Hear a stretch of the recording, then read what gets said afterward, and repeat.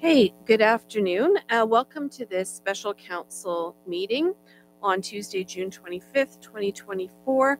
We're a little late starting the meeting. Apologies, our last meeting ran a little bit late, so I'm convening and calling the meeting to order at 5:42 p.m. We're going to start with a moment of silent reflection.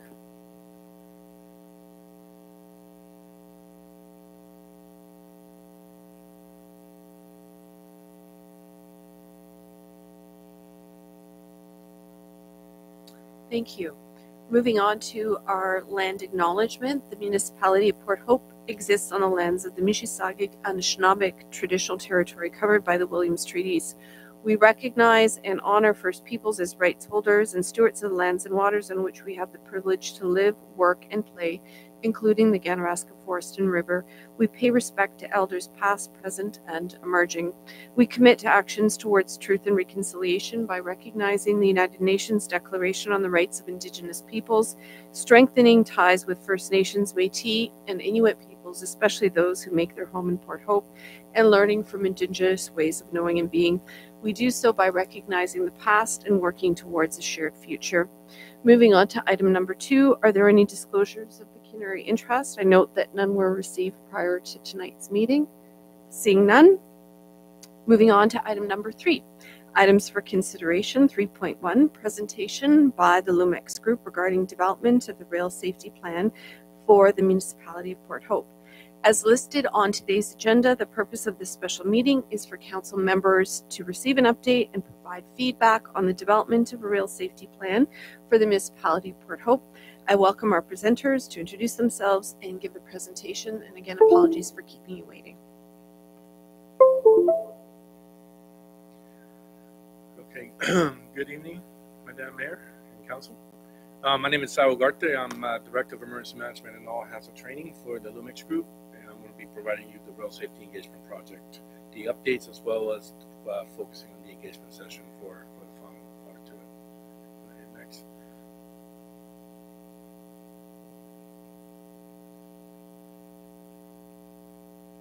So for the agenda today, we have four areas: project overview, the rail plan, the engagement questions, and the final thoughts. Next. So real quick, just Lumex itself. Lumex was established in 2009 out of Peterborough. We are the North American company. Our goal is to inspire positive change and help make communities and organizations safer. Next. So with the project overview, go next. So this grant came from Transport Canada. The grant itself allows Lumex to support the municipality with Port Hope with some projects that we've been working on. The main objectives that we focused on was really, it is to gather the data that we're looking for and analyze that information in order to provide you with several outcomes. Some of those are going to be plans, some of those are going to be the engagement of the community to understand better how can we provide better education, how do we create evacuation plans, and how do we get our first responders ready. Through this process, we will be able to gather that data and be able to give you outcomes of both as documentation and also as recommendations based on subject matter expertise. Next. Our schedule is, it's as you can see on the concept, we are on schedule with everything we're doing. There hasn't been any major hiccups in what we're doing, but we're currently working on establishing the plans, which are being worked on as we engage the community, the first responders, to gather the understanding of what matters here in Port Hope. We are looking to have everything finalized by March of 2025, and what I mean by that is everything to include the training and the exercise that will be provided to the community, first responders, and so forth as we move this project forward. Next. So the components, there's 9 different components within the plan. The first one is the safety plan with 4 different plans to them. We'll talk about those later on. The additional components is the survey and consultation that we're continuing to do, the engagement sessions, that's the one we're about to do here, and the training and exercise that comes afterwards for the follow-up. Next. The plans themselves, there are 4 plans that we're working on. The first plan is going to be the framework, and the continuity framework it's going to provide you with the framework of understanding what do you need for continuity, business continuity, or otherwise known as a COOP, continuity of operation. Within those, we're going to work on different departments, and each department will have an understanding of what they need in order to to continue in case of in a continuity operation process. We'll be focusing on an evacuation plan. Again, it's high-level evacuation plan with the ability to do 5 things. Within these plans, we're going to focus on the command, control, communication, collaboration, and coordination. The transportation plan and the education plan is the next one. We'll go a little more detail on those in a minute. Next. So for the business continuity plan, it is a framework concept, which will end up having divisions. Each division will have their own plan underneath those. The plans will support Port Hope in the event of again, returning of operation or a business disruption in the event of an emergency. While we are focusing on the rail plan, these plans are also used in an all-hazard approach. So what we're doing with these plans is making sure that we also consider other hazard identification risk assessments, priorities that you have put inside your emergency response plan. Next. The evacuation plan will focus on, again, criteria, considerations, evacuation routes and mapping, but also in-place sheltering, because not every location may be able to evacuate. So we're focusing on how do we keep the community safe, both as an evacuation process or as an in-place shelter until we can evacuate. This will also consider different concepts as well as what we call emergency social services, which includes evacuation centers or even other centers as warming centers and cooling centers and so forth. This is also, the evacuation center will be a cooperation and collaboration effort among the communities around here to include the county of North Dakota. The transportation plan. The purpose is to understand how do we evacuate large numbers of personnel within Port Hope. This plan, again, these plans are self-alone plans, but they're also connected and integrated with the plans, with the emergency response plan, as well as the other plans that are put in place. This plan will also look at how do we collaborate transportation both internally and external with either third parties or other government agencies out there. The education plan is a proactive approach in where we're looking at both internal and external education for the community and everything. And here we're considering how do we use social media, how do we use hybrid model, how do we use different adult learning concepts to increase retention. Really what we're trying to do here is ensure that what we're teaching is being observed as well as being retained. So in the case of an emergency, they have a better understanding of what they can do in the event of that outcome.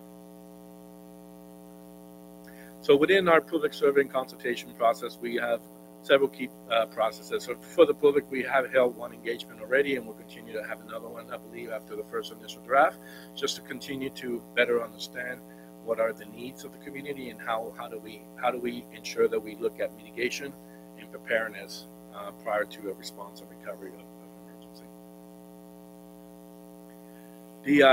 The municipal council, municipal staff engagement is happening right now for you guys, and it's also happening for the staff. Will be happening here in the near future, where we're going to give the opportunity to kind of understand how emergencies will impact day-to-day operation, not only as a governing body, but also as individuals at home, right? Because again, everyone here, it's also part of this community, and therefore, how do we ensure that we protect the community, and how do we ensure that we allow you to come into work and be able to respond to an emergency when that happens. And the first responder engagement will be happening this afternoon as well. And this is where we're going to talk to the first responders to discuss any concerns they may have. And you know, for being looking in the future, what I'm looking at is most likely concerns with education and some of the training that they may be getting, as well as maybe equipment and resources that they may need in order to stabilize any type of rail emergency. So the rail provider engagement has been ongoing. We've had several meetings with them to kind of discuss what their plans look like, making sure that it's parallel to what we're doing here, making sure that they're synchronized, so that way they're not doing something that it's impacting in our side, and being able to build those relationships with them. So when the time comes for support, that you have the network established and being able to call on them as needed. Finally, we have the training and exercise. We conducted a training earlier in the year where we did a training as well as an exercise. We're continuing to do that, and we'll do one at the end of this project, and we'll be doing another tabletop exercise. We'll definitely discuss what that looks like, but it'll be focused on the REL concept as well as the training. The training piece will be more focusing on what the actual documents look like and how does that document actually produce a process or a procedure, and how those procedures and processes are equated to the incident management system for you guys to use. So with that, we're going to go into the engagement questions, and if that's okay, there's 4 different portions in there that we're asking for your support and your guidance in, and one of those is the perception of rail safety, the concerns and priority of response and recovery, the education and preparedness, and the communication and engagement. Next. So the first question, go ahead next. Hit next one more time, please. Thank you. So we provide 2 questions in there, and that's really, again, to help guide the discussion, right? But what we're looking for is guidance and understanding of perceptions of rail safety. What do you think is the perception among residents, and then what roles can community members play in shaping this and this influence in this perception? Open for discussion.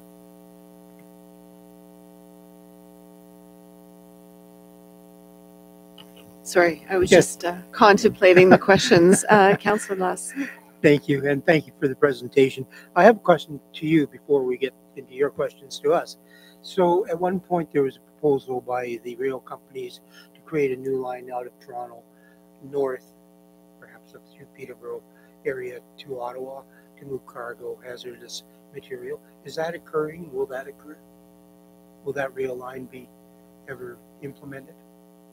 I do not have the answer to that question at this point. I could definitely reach out to the rail companies and find out what the future looks like for that process. Okay, thank you. Other questions, Councillor Meek? Well, I had a question, but I think you're asking the same question on the next slide, so I'll just wait. On this slide here, what do you think are the perceptions among residents regarding the safety of rail operations in Port Hope? I hear a lot the opposite, where people want to take away the train whistles and take away any indication that there's a train coming through town. And that's a debate. It seems like Port Hope in general wants the whistles. They want them for nostalgic reasons, that more so than safety, I feel. That's where the commentary goes. But there is that constant debate about whether we need sound indicators or not. So that's something that's dominant. Thank you. Councillor Todd. The point of the questions, are you trying to understand from the community their perception around how safe the trains are passing through, or how well crafted our safety plan is, or their perception of our safety plan? Because when I read the questions, it could fall either way for me. And the questions we ask communities are a little bit different in these, and that's really based on focusing on understanding. Again, there's no left or right lateral limit. What I'm trying to gather is what matters, right? And when we ask a question, we leave it open in order to ensure that we give people the freedom to be able to express what they think the question is. In some cases, we've had discussions on, what plans are in place and how are those plans going to be implemented when it happens. And in other cases, it is that mitigation, the resource mitigation of actual whistles and lights and so forth, and how does that actually mitigate a problem from a vehicle being run over or something happening in that case. Thank you. I do have a question about the questions. I'm wondering whether or not we need to start even at a more preliminary position, and that is to actually ask, is this something that people even think about? Yeah.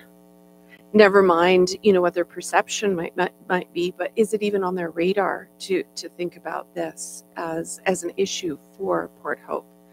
For example, I don't think that most of the public knows that it comes up as one of our highest risk factors in terms of emergency preparedness and response for the municipality. Thank you for bringing that up, Mayor. So you are absolutely correct, is that a rail emergency has identified as our number one risk to our community in our hazard identification risk analysis that we performed in 2022. So when the opportunity to get a grant that would fund the good work that LUMEX is doing last year, I jumped on it. The ability to prepare these plans and put our community in a better position to respond to an emergency and to educate the public is a great opportunity. So I would suggest that's why we've undertaken the community engagement sessions. We have an online survey. We've done everything we can to engage the community and to get to Councillor Todd's questions. Is it questions related to, is our plan sufficient? I think really what Sal's asking you as representatives of the community is, what are you hearing in the community? Is rail safety and the aspects of rail safety being brought to your attention as members of council? And are there aspects that we can look at in the preparation of these plans to address, mitigate, and prepare for? Thank you. And just as a quick follow-up, obviously this is a really important initiative, but I think I'm with Councillor Mencken saying that I think most of the things that I've heard is around the whistle issue. And maybe secondarily, I've heard people question if there is going to be any kind of future development around rail lines, what does that look like, and how does sort of the existing buildings that are close, how do they get grandfathered in? What's going to have to happen in order to make them safe and compliant if a plan comes forward that says, we haven't done maybe our due diligence in the way that we have to now because things were done in a different way 20, 50 years ago. So, what's grandfathered in, what's going to have to be net new, and how do we deal with that? But those would be the two things that I've heard. Councillor Claire and Deputy Mayor. Thanks. I can only think of two things that I've heard about in the community or people have raised. One is just education for kids around the crossing at Hope Street. And that for us is because there's the way the other access point to get over to the Town Park and Town Park Recreation Center is oriented on Ward Street. It's actually a really tricky route for kids on bikes, scooters, on foot. So it tends to drive a lot of the traffic that's coming from that side of town over towards the Town Park, over to that traffic light where they have to cross the rail. And so sometimes I hear concerns about, they're trying to advise kids to take the side streets versus taking that route, or education around how to ride safely, dismounting your bike to cross, those sorts of things. The other question that I've heard is who is responsible for inspection and maintenance of the infrastructure, that primarily the large bridges. Obviously that's just a question that people have, that it obviously has a huge impact in terms of risk for our community, but there's a lack of awareness about when that happens. How do we know that it's happening, and how do we know that that bridge infrastructure is being kept safe?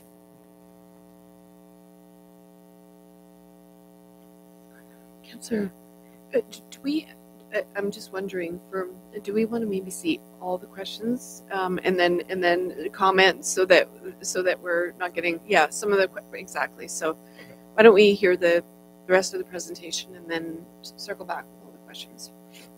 Thank you. The next subsection would be concerns and priority of response and recovery. And those two questions there are: what are the current priorities or concerns regarding rail safety that you foresee in your community? Are there any specific areas along the rail line that you feel require immediate attention to improvement? The education and preparedness portion is: what community initiative would you like to see available to promote rail safety within the community? And what programs or workshops do you believe would be the most impactful for your community to educate residents about rail safety protocols and emergency response procedures? And the last questions are based on community engagement. How do you feel communication channel could be improved to ensure that residents are informed about rail safety initiatives and development? And do you feel that there are any barriers or challenges hindering effective communication and engagement regarding rail safety? And I would like to say, you make a good point about the education piece. Education is very important, and so is if people don't want to believe that emergencies will happen in their space, but the reality is that there is no place that doesn't have an emergency. The more education we provide people, and the longer they can retain that, the better off they are. And that the education on the children passing the railroad, that's as a one good example of something that we can put into the plan that will allow us to kind of expand from that. Okay, now we can go around and collect all the. We'll just go in order again. Councillor Lass.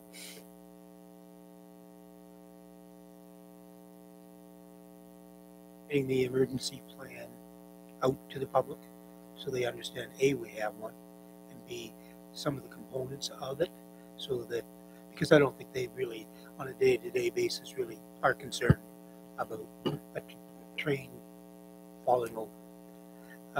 But I must say, on the other hand, I've been through a number of rail incidents, both here in Port Hope and Cobourg, where when there has been a major incident, it was handled very well. Councillor Todd. Thank you. I have a comment which I think intersects. And this is probably more for consideration for our director. Is given the fact that rail is one of our greatest risks, and we can't ignore the fact that we've got Cameco here. We're all reminded regularly that we flood. Should we be considering just doing evacuation routes and posting them in the roads in case of emergency, so that regardless of what the emergency, and this could intersect with a number of the plans, how do you evacuate Port Hope? But anyway, something just for consideration, I think, for both. Thank you, Councillor. Just as a quick follow-up to that, it dovetails with what I was thinking about, is how do all these plans work together? So we went through amazing training for emergency preparedness, and you mentioned the COOP approach.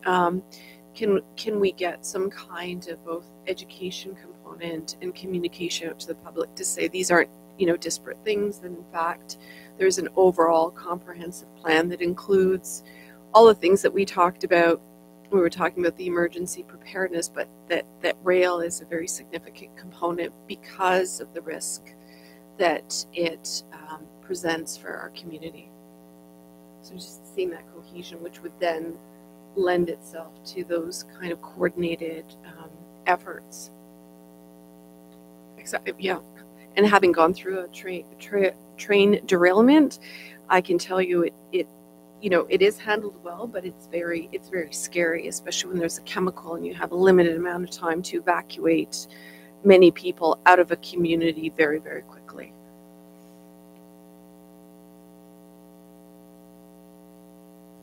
Deputy Mayor, we're just going to go in. Yep. I just on the communication piece, I think it would be really helpful, even as a starting point, to have some clarity on the scale of our interaction with trains, like how many trains go through town. I think, just to pick up on, I think it was Councillor Mink who first raised the issue of the train whistle.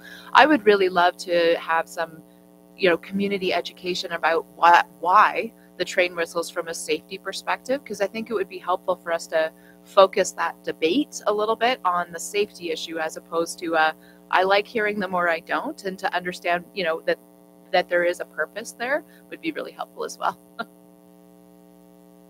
Councillor Mink. Thank you. So I have two comments and then a question.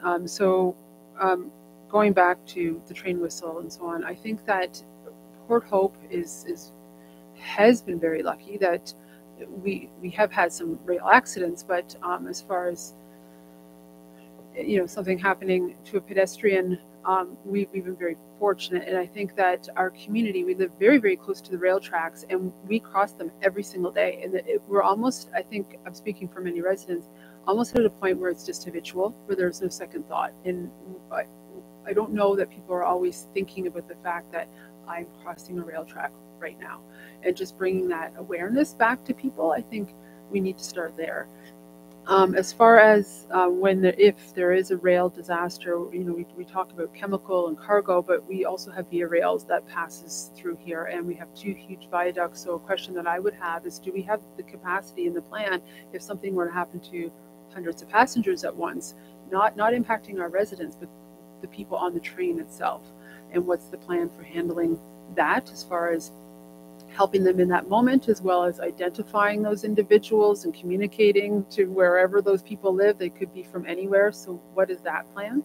And the question I have for yourself is, we have a question came up at a public meeting we had by Northumberland County, who's doing a growth plan, and they're proposing to put new development to the west of here, where the rail will turn and go right through development and then separate. So there was a question raised that you're putting residential right through 2 rail lines, and how is that going to work? So when we're making this plan, do we think forward to new development that could be coming as well, and making sure that we're planning for that? Yes, if there's development that I know of, we'll definitely add that to the plan to show what it would look like. Because we're trying to find, again, we can try to find many different areas, but one of the things we're looking for as well is single point of failures, areas where evacuation may not be possible because the train impact would not allow the roads to cross over. So in that case, we're looking at how do we do in-place sheltering, or how do we evacuate to water if need be. So again, it's the overall critical thinking of what works and how can we use it in the event of an emergency. But absolutely, I'll look at the future planning and see how that will impact the rail in the community as it grows. Yes, Councillor Adam. Thank you. So thank you, Councillor Mink, for bringing that up, because that was one of the things that I wanted to discuss is about that. So we can get that out of the way. So something a little bit different than the community engagement and everything is one of the questions you have on here is the concerns and priorities. And one of the questions is, are there any specific areas along the rail lines that you feel require immediate attention or improvements? I am not a bridge engineer in any way, shape, or form, but I know that we have 2 bridges on Dickinson Road. Both of them older, very unique type bridges. One of them is in pretty good condition, but it's very steep. And then the second one, maybe not quite as good condition. I know that I have been cycling across it and watched a cyclist ahead of me going over it and boards coming up as they're crossing, which to me, I believe that would make it an immediate attention for improvement. So that is on Dickinson Road. Thank you.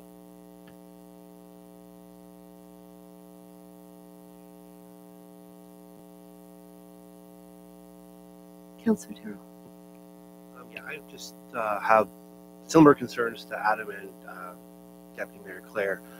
The only time I think about the train is when I'm sitting under the bridge over here and it's rattling and carrying on, and I often wonder the structural guidelines of when it's tested and things of that nature. That's what crosses my mind about rail. Well, I hope that that's given you a good starting point for some feedback from the council, and we really appreciate the work that you're doing to get us to a place where we will be aware, educated, and prepared. Any other questions from around the table? Councillor Mink. Can I just ask if we can forward the answers to these to, if we come up with them outside of here, to yourself, if that's good? Okay. Should that be forwarded to you directly? Yes, Mayor. If anyone from council or even members of the community who are watching this have comments or questions related to any of the proposed plans, please reach out. I appreciate the feedback. Thank you. Thank you. So the recommended action is to receive this presentation for information. Can I ask for a mover or seconder? Moved by Councillor Adam. Seconded by Councillor Darrow. All in favor? And that is passed unanimously. So moving on to our confirmatory bylaw, is now time for the confirmatory bylaw. This bylaw confirms the proceedings that took place this evening and provides for formal adoption through bylaw. Can I get a mover and seconder? Moved by Councillor Todd, seconded by the Deputy Mayor. All in favor? That is passed unanimously. This concludes our business to be covered on today's agenda. We've reached the end of our agenda for today, and I'm in a position to adjourn at 6:11 p.m. And our next meeting will be starting in a few minutes at 6:30 p.m. Thank you.